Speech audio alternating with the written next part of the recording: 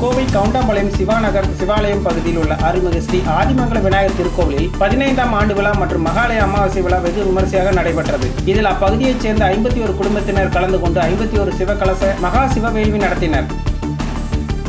கோவை கவுண்டம்பாளையம் சிவாநகர் சிவாலயம் பகுதியில் உள்ளது அருள்மிகு ஸ்ரீ ஆதிமங்கல விநாயகர் திருக்கோவில். இக்கோவில் கட்டி 15 ஆண்டுகள் ஆவதை ஒட்டி 15ஆம் ஆண்டு விழா மற்றும் மகாலய அமாவாசை விழா நடைபெற்றது. இதில் அப்பகுதியைச் சேர்ந்த 51 குடும்பத்தினர் கலந்து கொண்ட 51 சிவகலச மகா சிவவேள்வி பூஜை நடைபெற்றது.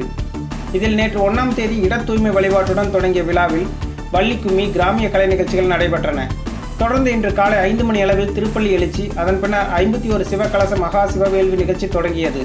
இதில் அந்த பகுதியைச் சேர்ந்த 51 குடும்பத்தினர் சிவகலச வேள்வியில் கலந்து கொண்டு அரிசி, நல்லெண்ணெய், வேள்வி பொருட்கள், பூமாலை, உதிரி பூக்கள், நெய், வஸ்திர வகைகள், அபிஷேக பொருட்கள், தேங்காய், பழ வகைகள், எலுமிச்சை பழம், வெற்றிலைப்பாக்கு என 108 வகையான மூலிகளை கொண்டு இந்த பூஜையில் கலந்து கொண்டனர்.